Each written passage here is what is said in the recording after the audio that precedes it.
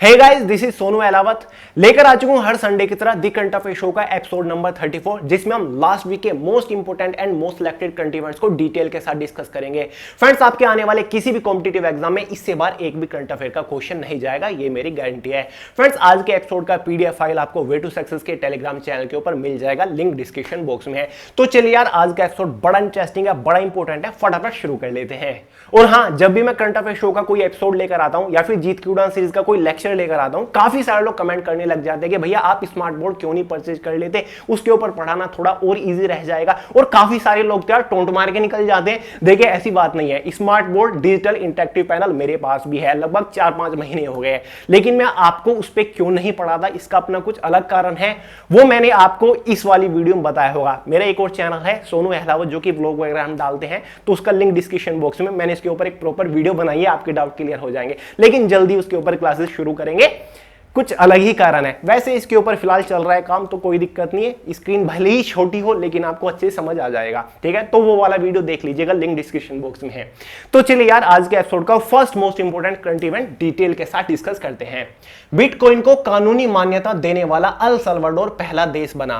सबसे पहले समझ लेते हैं कि बिटकॉइन होता क्या है। हो सकता है कि कुछ लोग को नहीं पता होगा। देखिए फ्रेंड्स, बिटकॉइन एक क्रिप्टो करेंसी है। अब सवाल उठता है कि क्रिप्टो करेंसी क्या होता है। क्रिप्टो करेंसी हमारी कई तरीके की है, जिसमें एक बिटकॉइन है, रिपल है, एंथरम है, बाइनेंस है और साथ ही डोज कॉइन है, जो कि आजकल बहुत ज्यादा ट्रेंडिंग में चला हुआ है। और भी कुछ इसी तरीके की हमारी क्रिप्टो करेंसी होती है। अब क्रिप्टो करेंसी को अगर मैं एक सिंपल लैंग्वेज में आपको समझाऊं, एक सिंपल डेफिनेशन दूं, तो वो इस तरीके से होगी कि क्रिप्टो करेंसी एक प्राइवेट डिजिटल करेंसी है या फिर एक सीक्रेट करेंसी है, जिसके ऊपर किसी एक प्रॉपर इंसान का, किसी एक प्रॉपर कंट्री का कंट्रोल नहीं है, ठीक है। सबके हाथ में इसका कंट्रोल है, ठीक है। तो ये एक डिजिटल करेंसी है, प्राइवेट डिजिटल करेंसी। प्राइवेट इसको इसलिए कह देता है कि जो करेंसी चलती है, जैसे कि इंडिया में रुपए करेंसी है, अमेरिका में डॉलर करेंसी है, उसके ऊपर सबकी नजर होती है। आपके अकाउंट में आपके पैसे पड़े हुए हैं तो बैंक की नजर उसके ऊपर है कि इस बंदे के अकाउंट में कितने रुपए पड़े हैं। तो यहां पर कोई किसी के ऊपर निगरानी नहीं रख पाता, क्योंकि सब कुछ कोडिंग में चलता है। अब सवाल यह भी उठ रहा है कि जो ये किसके पास कितना बिटकॉइन है, किसके पास कितना डोज कॉइन है, ये तो कहीं ना कहीं रिकॉर्ड होता होगा। बिल्कुल रिकॉर्ड होता है। ये एक बहुत बड़ा ब्लॉकचेन सिस्टम होता है, एक बहुत बड़ा डेटाबेस होता है, जिसको लेजर बोला जाता है। बहुत सारे कंप्यूटर में इसको फीड किया जाता है, लेकिन वो सब कुछ कोडिंग लैंग्वेज में होता है, किसी को इस तरीके से समझ नहीं आता, ठीक है। तो इसी को ही क्रिप्टो करेंसी कहते हैं, यानी कि डिजिटली एक्सचेंज किया जाता है। अब देखिए, आपने ये भी सुना होगा कि अचानक से बिटकॉइन के रेट इतने बढ़ गए, बिटकॉइन हाई पे चल रहा है, बिटकॉइन डाउन पे चल रहा है, उसके प्राइसेस घट गए। अब ये कैसे होता है? ये मार्केट के ऊपर बहुत ज्यादा डिपेंड करता है। दो देशों के बीच में कुछ समझौता हो गया, किसी प्रोडक्ट को लेकर समझौता हो गया, ठीक है, उसके अकॉर्डिंग इसके प्राइस वेरी करते हैं। 2010 में बिटकॉइन का जो रेट था वो लगभग 20 रुपए था, ठीक है। बीच में लगभग 45 लाख तक चला गया था, और अब 2021 में प्रेजेंट टाइम में लगभग 30 लाख इसका प्राइस है। अगर 2010 में किसी के पास 100 रुपए के बिटकॉइन होते तो आज लगभग वो 1.5 करोड़ रुपए का होता, यानी कि उसकी वैल्यू 1.5 करोड़ होती। तो इस तरीके से वेरी करता है। और जो लोग ट्रेडिंग करते हैं ना बिटकॉइन से, वो इसी तरीके से करते हैं, यानी कि बिटकॉइन खरीद लिए और फिर वेट करते हैं कि मार्केट में कुछ फ्लक्चुएशन आए, जिससे बिटकॉइन का रेट बढ़ जाए या फिर कम हो जाए। एग्जाम्पल के तौर पर कुछ ही टाइम पहले इलोन मस्क ने अनाउंसमेंट की थी कि जो इलोन मस्क की कंपनी है वो बिटकॉइन को एक्सेप्ट करना शुरू करेगी, जिसकी वजह से बिटकॉइन के प्राइसेस बढ़ने लग गए थे, डिमांड बढ़ने लग गई थी, लोगों ने बिटकॉइन खरीद के रख लिए थे।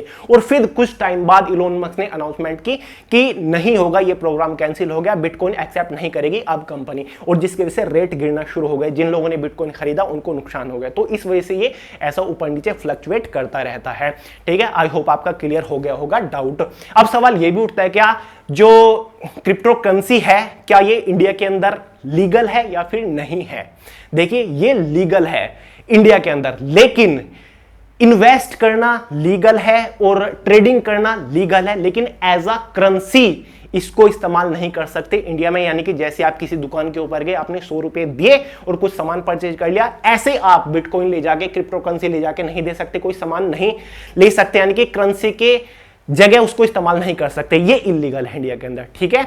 लेकिन ट्रेडिंग करना, इन्वेस्ट करना क्रिप्टो करेंसी में, ये लीगल है इंडिया के अंदर। तो सवाल यहीं पर उठकर आता है, हाल ही में जो ये चीज ट्रेंडिंग में है वो इसी वजह से है, ठीक है, सब लोग इसके ऊपर चर्चा कर रहे हैं।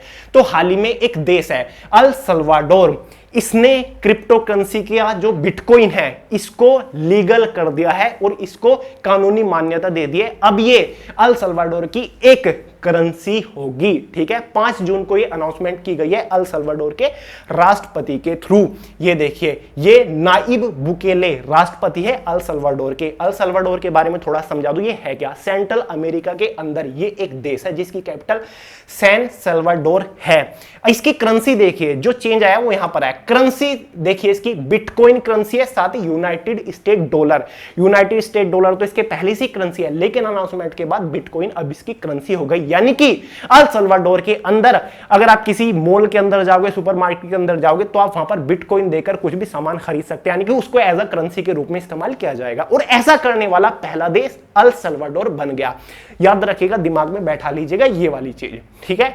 अल सल्वाडोर के राष्ट्रपति नाइब बुकेले, क्लियर, बड़ा इंपॉर्टेंट है ये। बिटकॉइन बहुत ट्रेंडिंग में चल रहा है, साथ ही डोजकॉइन भी। ये जो क्रिप्टो करेंसी है किसी एक प्रॉपर वीडियो में आपको डिटेल से समझाऊंगा, क्योंकि इसके अंदर मेरा बड़ा इंटरेस्ट है। नेक्स्ट है, क्लियर हो गया होगा ना, शायद क्रिप्टो करेंसी के बारे में थोड़ा बहुत मैं डाउट आपका क्लियर कर पाया होगा।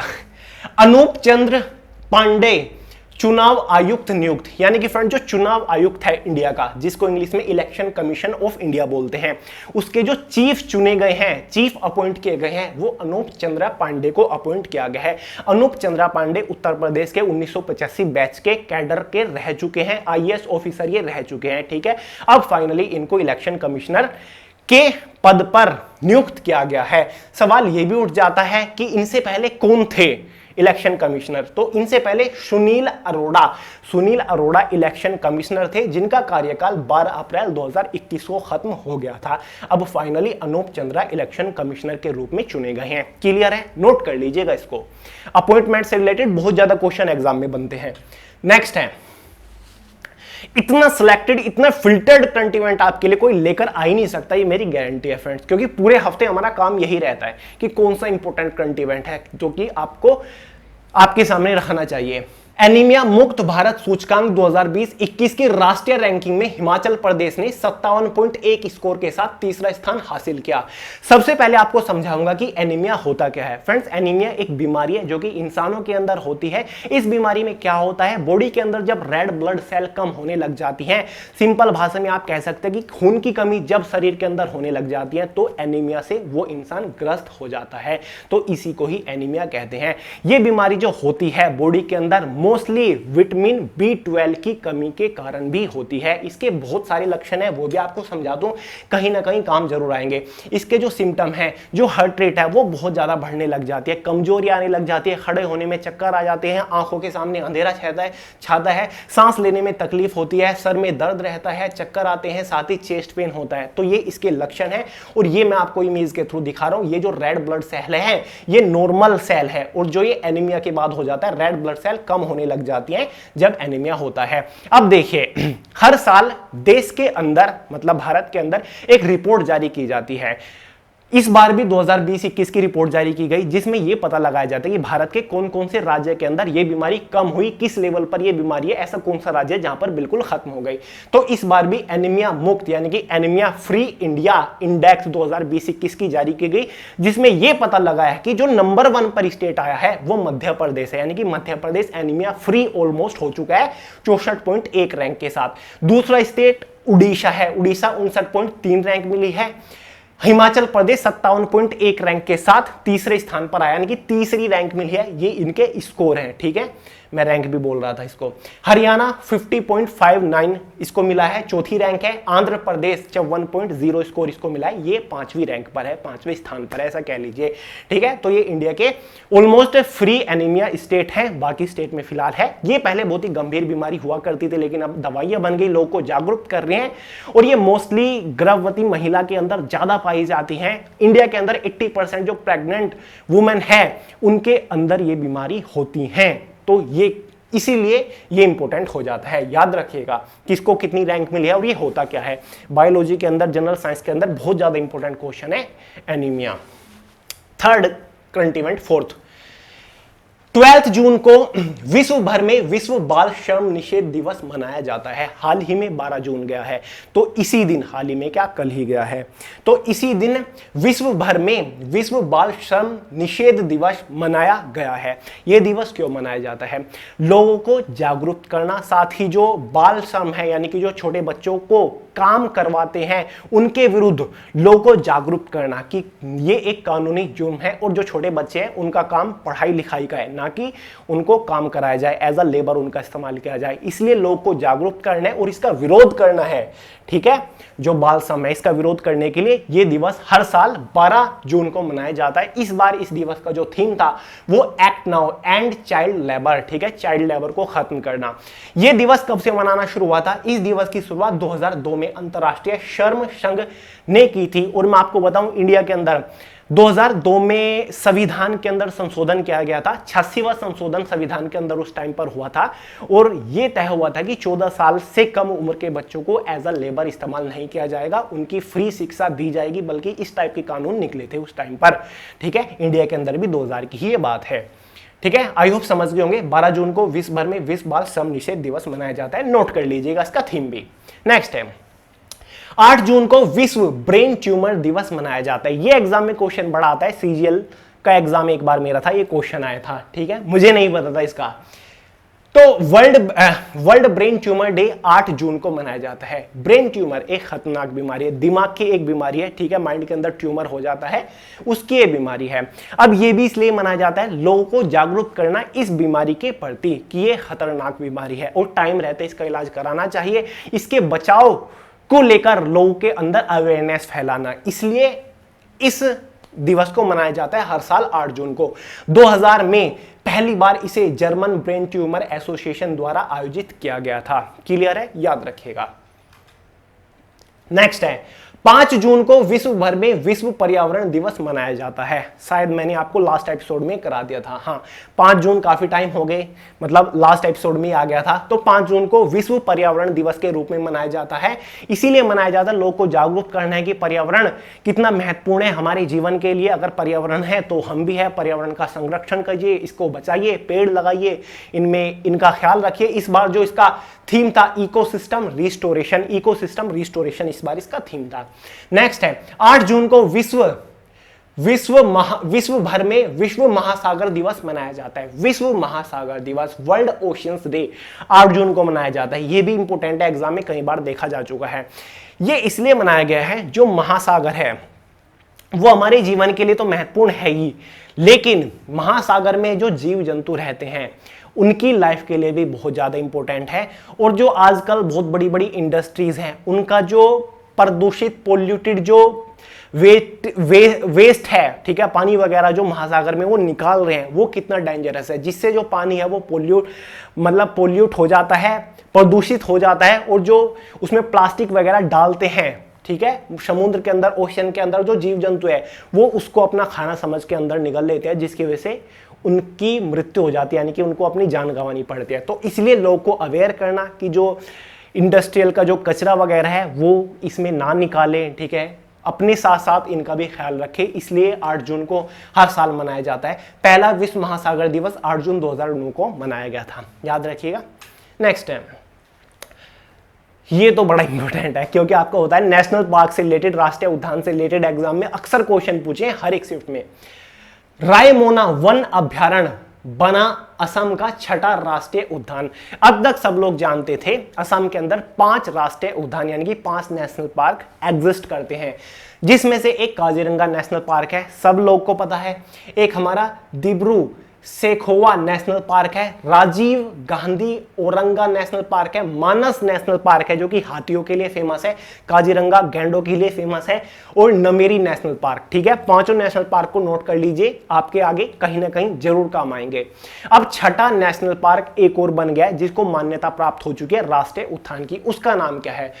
रायमोना नेशनल पार्क है। रायमोना नेशनल पार्क को डिक्लेयर कर दिया गया है 5 जून को, जो वर्ल्ड इन्वायरमेंट डे था उसी दिन इसको भी एक नेशनल पार्क डिक्लेयर कर दिया गया। नाम क्या है? रायमोना नेशनल पार्क है। किस लिए प्रसिद्ध है पहले देख लेते हैं कहां पर है। रायमोना राष्ट्रीय उद्यान पश्चिमी असम में कोकराझार जिले में पश्चिम बंगाल और भूटान के साथ जुड़े क्षेत्र में स्थित है। यानी कि जो पश्चिमी असम है और जो असम का हिस्सा भूटान और पश्चिम बंगाल से जुड़ा हुआ है, वहां पर ये पार्क स्थित है। इस रायमोना राष्ट्रीय उद्यान में बाघ, ठीक है, साथ ही बादलदार तेंदुए, गोल्डन लंगूर के लिए फेमस है। ये ज्यादातर गोल्डन लंगूर के लिए फेमस है।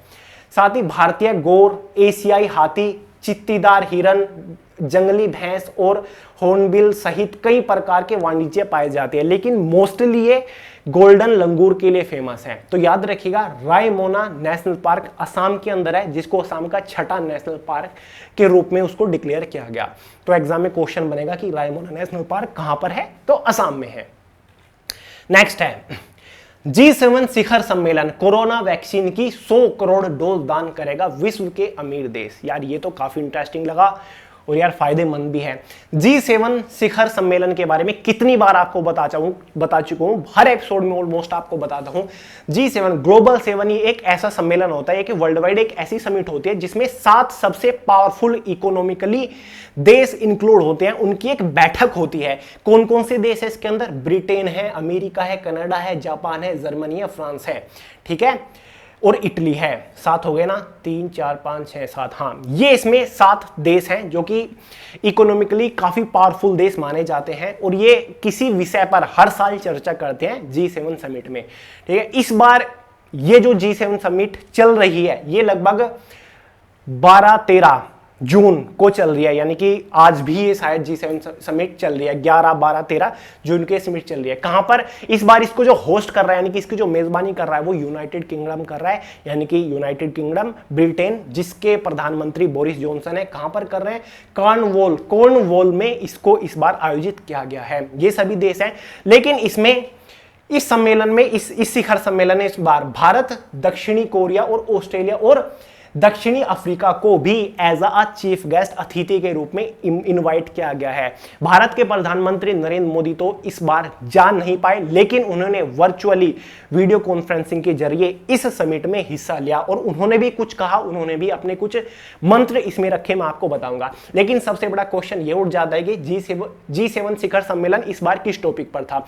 डेफिनेटली पैंडेमिक को लेकर था, कोरोना वायरस की वैक्सीन को लेकर था। ये जो इन्होंने फैसला किया, इन्होंने अनाउंसमेंट किया है, जो ये 7 देश हैं, ये वर्ल्ड वाइड दुनिया के अंदर जितने भी देश हैं, सबको जो वैक्सीन है कोविड-19 को वो डोनेट करेंगे, यानी कि मदद करेंगे वैक्सीन में। लगभग 100 करोड़ डोजेज ये वर्ल्ड वाइड देने वाले हैं, जिसमें से 50% यानी कि 50 करोड़ डोज अकेला अमेरिका देगा और उसमें से 10 करोड़ डोज ब्रिटेन देगा, बाकी के देश भी देंगे, ठीक है। तो ये इस बार इसमें फैसला हुआ है और ये हाल ही में बोरिस जॉनसन ने अनाउंसमेंट किया है ऑफिशियली। तो ये इस बार हुई है 11 से 13 जून तक ये कॉर्नवॉल में यूनाइटेड किंगडम में चल रही थी, ठीक है। 47वां G7 सम्मेलन था। एग्जाम में पूछ ले जाता है कि कहां पर इस बार G7 सम्मेलन हुआ, किसने इसको होस्ट किया, मेजबानी किसने की और कौन सा ये G7 सम्मेलन था, ठीक है। 47वां G7 सम्मेलन था। G7 सम्मेलन में नरेंद्र मोदी जी ने क्या कहा वीडियो कॉन्फ्रेंसिंग के जरिए? पीएम मोदी ने 1 अर्थ 1 हेल्थ का मंत्र दिया है, यानी कि एक अर्थ और एक ही हेल्थ का मंत्र दिया है कि पूरी, मतलब एक सब लोग मिलकर हेल्प करो पूरी धरती का। वैक्सीन उत्पादन बढ़ाने में सहयोग की अपील की कि वैक्सीन का उत्पादन बढ़ाया जाए जल्दी से जल्दी। आपको बताया इंडिया भी कई जगह से इंपोर्ट कर रहा है वैक्सीन और एक्सपोर्ट भी कर रहा है, तो इसलिए मोदी जी ने अपील की है कि वैक्सीनेशन का जो उत्पादन है, वैक्सीन का, वो बढ़ाया जाए। तो ठीक है, क्लियर है, G7 से क्लियर हो गया होगा। नेक्स्ट है, प्रधानमंत्री नरेंद्र मोदी ने हाल ही में प्रधानमंत्री गरीब कल्याण अन्न योजना का नाम समझिए, गरीब कल्याण अन्न योजना के तहत 80 करोड़ गरीब लोगों को दिवाली तक मुफ्त राशन देने की घोषणा की। हाल ही में मोदी जी लाइव आए थे, इन्होंने एक लाइव कॉन्फ्रेंसिंग की थी यूट्यूब और टीवी के ऊपर आपने देख लिया होगा, जिसमें इन्होंने अनाउंसमेंट की थी कि लगभग 80 करोड़ लोगों को, गरीबों को मुफ्त राशन दिया जाएगा, जिसमें अनाज दिया जाएगा और दिवाली तक दिया जाएगा 80 करोड़ लोगों को। तो एग्जाम में क्वेश्चन बन जाता है कि प्रधानमंत्री गरीब कल्याण अन्न योजना क्या है? गरीब कल्याण अन्न योजना क्या है? समझ गए? इसके थ्रू सेंट्रल गवर्नमेंट यानी कि मोदी जी 80 करोड़ गरीब लोगों को दिवाली तक मुफ्त राशन देंगे। नेक्स्ट है, ब्रिस्बेन 2032 ओलंपिक खेलों की करेगा मेजबानी। ब्रिस्बेन क्या है? ये एक शहर है। कहां पर है? ऑस्ट्रेलिया के काफी बड़ा शहर है। 2032 में ये ओलंपिक की मेजबानी करेगा, होस्ट करेगा, यानी कि वहां पर होंगे। जैसे कि 2021 में इस बार टोक्यो होंगे, उसको टोक्यो ओलंपिक के नाम से जाना जा रहा है। 2032 में जो ओलंपिक होंगे ब्रिस्बेन, उसको ब्रिस्बेन ओलंपिक के नाम से जाना जाएगा। ये हाल ही में एक बड़ी बैठक हुई थी, टोक्यो ओलंपिक को लेकर चर्चा हुई थी, तो उसी में डिसाइड कर लिया गया कि 2032 का जो ओलंपिक होगा वो ऑस्ट्रेलिया ब्रिस्बेन में होगा। तो एग्जाम में क्वेश्चन कई सालों तक बनेगा कि 2032 का ओलंपिक कहां होगा, तो सिंपली आपको लगा देना है ऑस्ट्रेलिया ब्रिस्बेन शहर के अंदर होगा। और 2021 Olympic to be held from 23 July to 8 August 2021 इन टोक्यो जापान में होगा। 2020 वाला जो ओलंपिक है ये वही है, पोस्टपोन्ड हो गया था पैंडेमिक की वजह से। अब ये ओलंपिक होगा 22 जुलाई को स्टार्ट होगा 2021 में और 8 अगस्त तक चलने वाला है और जापान टोक्यो शहर के अंदर ये होने वाला है। क्लियर है? नोट करिएगा, ये चीज इंपॉर्टेंट है। कोई नहीं बताएगा, इधर उधर की बातें बकवास दुनिया भर की कर देंगे, लेकिन इतने सिलेक्टेड कंटेंट कोई नहीं लेकर आएगा आपके लिए। राजस्थान सरकार ने हाल ही में मुख्यमंत्री किसान मित्र ऊर्जा योजना को मंजूरी दी। योजना का नाम समझिए, मुख्यमंत्री किसान मित्र ऊर्जा योजना। ऊर्जा इसमें आ रहा है, ऊर्जा मतलब बिजली से आप इसका आइडिया एक बार लगा सकते हैं। राजस्थान सरकार ने इस योजना को मंजूरी दी है। डायरेक्टली क्वेश्चन तो यही बन जाता है एग्जाम में कि मुख्यमंत्री किसान मित्र ऊर्जा योजना कौन सी राज्य सरकार ने शुरू की, तो आप कह सकते हो राजस्थान राज्य सरकार ने इसको शुरू किया है। अब ये योजना है क्या, इसमें होगा क्या? देखिए, इस योजना के तहत राज्य सरकार मीटर्ड कृषि उपभोक्ताओं को बिजली के बिल पर प्रति माह 1,000 रुपए और अधिकतम 12,000 रुपए प्रति माह का अनुदान देगी। यानी कि जो ऐसे किसान हैं जिनके यहां मीटर लगे हुए हैं उनको 1,000 पर मंथ जो बिजली का बिल जाता है उसमें छूट देगी, यानी कि ज्यादा से ज्यादा एक साल में 12,000 रुपए की छूट मिलेगी। तो बहुत बड़ा कदम उठाया है अशोक गहलोत ने, राजस्थान के मुख्यमंत्री जो हैं। याद रखिएगा, मुख्यमंत्री किसान मित्र ऊर्जा योजना।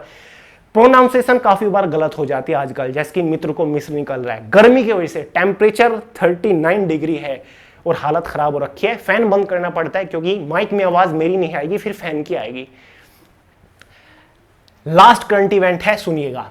जम्मू कश्मीर के व्यान एक जगह है, जम्मू कश्मीर में एक गांव है, किस जिले के अंदर पड़ता है बताऊंगा। जम्मू कश्मीर के व्यान बना 100% वयस्क आबादी का टीकाकरण करने वाला भारत का पहला गांव। ऐसे क्वेश्चन एग्जाम में बनते हैं कि ऐसा पहला कौन सा देश है जहां पर बिटकॉइन को वो कानूनी तौर पर एक्सेप्ट किया गया, ऐसा पहला कौन सा राज्य, ऐसा पहला कौन सी जगह, ऐसा पहला कौन सा शहर है। तो ऐसा ही क्वेश्चन आ गया है, भारत का ऐसा पहला कौन सा गांव है जिसने 100% उस गांव में वयस्क वैक्सीनेशन कंप्लीट कर लिया है, यानी कि 45+ लोगों को वैक्सीनेट कर दिया है और ये ऐसा पहला गांव बन गया है देश का। उस गांव का नाम है व्यान।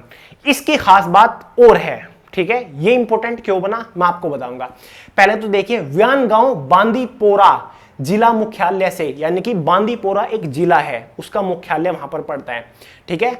बांदीपोरा एक जिला है जम्मू कश्मीर के अंदर और उसी के अंदर व्यान एक गांव पड़ता है। और जो बांदीपोरा जिले में मुख्यालय है उससे लगभग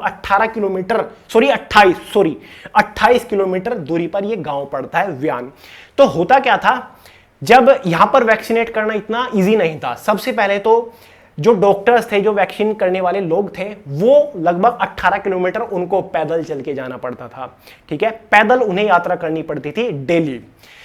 दूसरा, जम्मू कश्मीर की इस जगह पर व्यान, वैसे तो काफी जगह पर इंटरनेट अवेलेबल नहीं है, आपको पता है इंटरनेट कुछ टाइम से बैन चल रहा है। इंटरनेट ना होने की वजह से लोग वैक्सीन बुक नहीं कर पाते थे, अपना वेन्यू बुक नहीं कर पाते थे, जिसकी वजह से उनको मतलब बहुत मुश्किल हो रहा था चीजों को, डेटाबेस को संभालना। और साथ ही व्यान गांव के जो काफी सारे परिवार थे वो मतलब चरवाहे वहां पर लोग थे, यानी कि ऊंची पहाड़ी पर जाके अपने पशु वगैरह चराने जाते थे। तो इसलिए वैक्सीन करना पूरे गांव को बहुत ही कठिन हो रहा था, यानी कि पूरा चुनौती भरा था। एक तो इंटरनेट नहीं है, ऊपर से डॉक्टरों को 18 किलोमीटर डेली आना जाना पड़ रहा है, ऊपर से वहां के लोग जो हैं टाइम पर वहां पर नहीं मिल रहे हैं क्योंकि ऊपर पहाड़ी पर जा रहे हैं पशु चराने। तो ये जो पूरा चुनौती भरा था, इसमें इन्होंने वैक्सीन की, इसको लेकर पूरा देश इनकी तारीफ कर रहा है, इन सभी डॉक्टरों की तारीफ कर रहा है। और इसको कुछ सम्मान भी दिया जाएगा इस गाँव को, व्यान गांव को, क्योंकि 100% 45+ लोग यानी कि वयस्क लोग वहां पर वैक्सीनेट हो चुके हैं और ये देश का पहला गांव बन गया है। गांव का नाम है व्यान, जम्मू कश्मीर के बांदीपोरा जिले में पड़ता है। क्लियर है? ठीक है। तो फ्रेंड्स, ये था आज का last current event. I hope आपको पसंद आया हो। लास्ट में आके थोड़ी एनर्जी डाउन इस वजह से हो गई है, गर्मी इतनी हो रही है और पानी आसपास मैंने रखा नहीं है आज वीडियो शूट करने से पहले, तो गला बिल्कुल सूखा जा रहा है। तो मैंने सोचा कि यार इस एपिसोड को तो खत्म कर दी है, बड़ा इंपॉर्टेंट एपिसोड रहा। अब मैं आप सभी लोगों से पूछता हूं कि आपको सबसे ज्यादा इंपॉर्टेंट करंट इवेंट कौन सा लगा, नीचे कमेंट करके जरूर बताइएगा। इसलिए मैं आपसे पूछता हूं क्योंकि यार आप कॉम्पिटिटिव एग्जाम की तैयारी कर रहे हो, आपको आइडिया लग जाना चाहिए, आपका माइंड उस वे में चला जाना चाहिए कि हाँ भैया ये ज्यादा इंपॉर्टेंट है, क्योंकि आप भी तो प्रिपरेशन कर रहे हो। जब आप इन चीजों में डिफरेंस निकालना सीख जाओगे ना कि ये चीज इंपॉर्टेंट है एग्जाम के लिए, वो चीज इंपॉर्टेंट है, ये अनइंपॉर्टेंट है, डेफिनेटली आप राइट वे पे हो और जल्दी ही आप किसी एग्जाम को क्रैक करने वाले हो। ये साइन होता है सिलेक्शन लेने का। तो कमेंट करके बताइएगा। और यार एपिसोड पसंद आ रहे हो आपको तो दोस्तों के साथ शेयर करिए, द करंट अफेयर शो को बताइए कि best current affair every Sunday शाम 5 बजे वे टू सक्सेस चैनल पर आ रहा है। कमेंट करा करिए, आपकी बढ़िया बढ़िया अच्छे कमेंट पढ़ता हूं तो थोड़ा मोटिवेशन मिलता है। सभी कमेंट पढ़ता हूं, लाइक करता हूं, हार्ट भी देता हूं, और लाइक आप भी करा करिए यार वीडियो को। और जीत की उड़ान सीरीज चल रही है, कल या परसों नेक्स्ट लेक्चर आ जाएगा। जितने लेक्चर अभी तक हो चुके हैं चैनल के ऊपर जीत की उड़ान नाम से एक प्लेलिस्ट मिल जाएंगी, लेक्चर को देखिएगा और द करंट अफेयर शो के सभी पुराने लेक्चर आपको मिल जाएंगे। द करंट अफेयर शो के नाम से एक प्लेलिस्ट मिल जाएगी। तो चलिए यार इस वीडियो को यहीं खत्म करते हैं। साथ हमारी बुक निकली हुई है जो कि फिलहाल टॉप बुक चली हुई है, कॉम्पिटिटिव एग्जाम के बेस्ट सेलिंग बुक बनी हुई है 2021 की। तो सभी के लिंक डिस्क्रिप्शन बॉक्स में। मिलते हैं यार अगले वीडियो में बहुत जल्द, तब तक के लिए जय हिंद।